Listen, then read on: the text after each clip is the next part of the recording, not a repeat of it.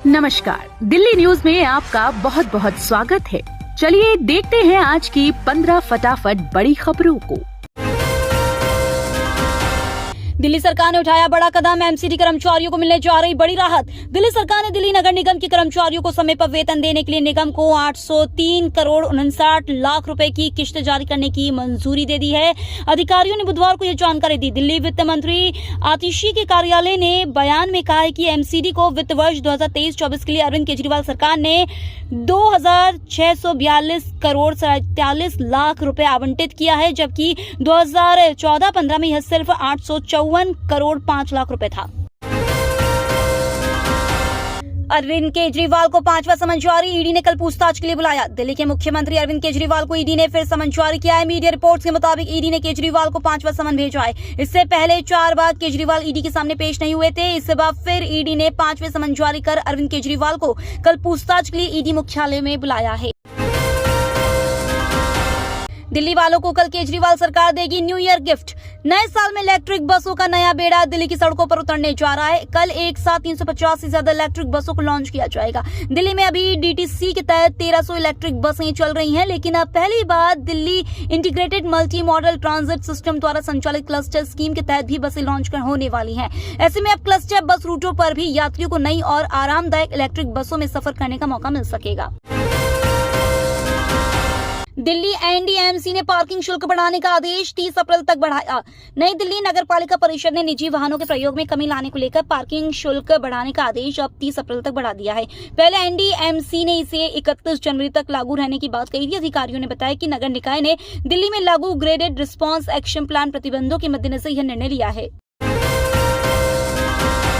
चुनाव में धांधली का आरोप को लेकर कल दिल्ली बीजेपी हेडक्वार्टर पर बड़ा प्रदर्शन करेगी। आम आदमी पार्टी चंडीगढ़ मेयर चुनाव में धांधली के आरोप के बाद दिल्ली में कल बीजेपी हेडक्वार्टर पर बड़ा प्रदर्शन करेगी। प्रदर्शन में दिल्ली के सीएम अरविंद केजरीवाल और पंजाब के मुख्यमंत्री भगवंत मान शामिल होंगे। मंगलवार को हुए मेयर चुनाव में बीजेपी को जीत मिली थी। आपका कहना है कि भाजपा ने फ्रॉड करके जीत दर्ज की है। दिल्ली में अब इन गाड़ियों का पेट्रोल पंपों पर कटेगा 10,000 रुपए का चालान। अगर आपके वाहन का पीयूसी प्रमाण पत्र नहीं है तो अब बच नहीं पाएंगे। परिवहन विभाग ने ऐसे वाहनों का चालान काटने के लिए दिल्ली के 25 पेट्रोल पंपों पर विशेष तरह के कैमरे लगा दिए। कैमरे वाहन की नंबर प्लेट पढ़कर यह पता लगा लेंगे कि आपके वाहन का पीयूसी प्रमाण पत्र वैध है या नहीं। अगर वैध नहीं है तो आपके मोबाइल पर तुरंत संदेश आ जाएगा कि आपका पीयूसी प्रमाण पत्र वैध नहीं है, तुरंत इसे बनवा ले। अगर आप फिर भी नहीं बनवाते हैं तो 3 घंटे समय देने के बाद आपका चालान काट दिया जाएगा। मोबाइल फोन अब होगा सस्ता। बजट से पहले केंद्र सरकार ने दी बड़ी राहत। बजट से पहले केंद्र सरकार ने बड़ा ऐलान किया है। मोबाइल फोन को बनाने में जिन चीजों का इस्तेमाल होता है उनके आयात पर इंपोर्ट ड्यूटी घटा दी गई है। CNBC TV 18 की रिपोर्ट के मुताबिक अब इनके आयात पर 10% की ड्यूटी लगेगी। पहले इस पर 15% की ड्यूटी चुकानी होती थी, यानी कि ड्यूटी में सीधे 33% से अधिक कटौती हुई है। दिल्ली में आप और यूपी में सपा से गठबंधन करके चुनाव लड़ेगी कांग्रेस। देश की राजधानी दिल्ली और उत्तर प्रदेश में कांग्रेस गठबंधन करके लोकसभा चुनाव लड़ सकती है। कांग्रेस सूत्रों के अनुसार दिल्ली में सीट बंटवारे पर आम आदमी पार्टी और कांग्रेस के बीच बातचीत जारी है। आप और कांग्रेस दिल्ली के लिए 4 और 3 के फॉर्मूले पर काम कर रहे हैं। वहीं उत्तर प्रदेश में समाजवादी पार्टी के साथ गठबंधन किया जा सकता है। उत्तर प्रदेश में सीट बंटवारे पर अंतिम फैसला कांग्रेस और सपा दोनों के शीर्ष नेतृत्व की बातचीत के बाद लिया जाएगा। यमुना खादर में अगले 3 दिन तक प्रतिबंधित रहेगा यातायात। पूर्वोत्तर दिल्ली में बुधवार से शनिवार तक 4 दिवसीय रामकथा कार्यक्रम के चलते यमुना खादर में 4 दिन तक यातायात पर प्रतिबंध रहेगा। इस कारण शास्त्री पार्क लाल बत्ती से 2, 3 और 5 पुस्ता खजूरी चौक व इसके विपरीत तक यातायात की आवाजाही प्रतिबंधित रहेगी। विभाग ने जानकारी दी है कि प्रतिबंध से लोगों को परेशानी न हो, इसके लिए विशेष इंतजाम भी किए गए हैं। मोटर चालकों व यात्रियों की सुविधा के लिए जगह जगह ट्रैफिक संकेत लगाए गए हैं। कोर्ट में बोले संसद कांड के आरोपी राजनीतिक दलों का नाम लेने का दबाव बना रही दिल्ली पुलिस। संसद की सिक्योरिटी ब्रीच मामले में गिरफ्तार 6 लोगों में से 5 ने बुधवार को कोर्ट में दिल्ली पुलिस पर संगीन आरोप लगाए। दिल्ली पुलिस स्पेशल सेल के खिलाफ गंभीर आरोप लगाते हुए आरोपियों ने कोर्ट को बताया कि उन्हें अपराध कबूल करने और राजनीतिक दलों के साथ संबंध स्वीकार करने के लिए प्रताड़ित किया जा रहा है। उन्हें कथित तौर पर बिजली के झटके दिए गए।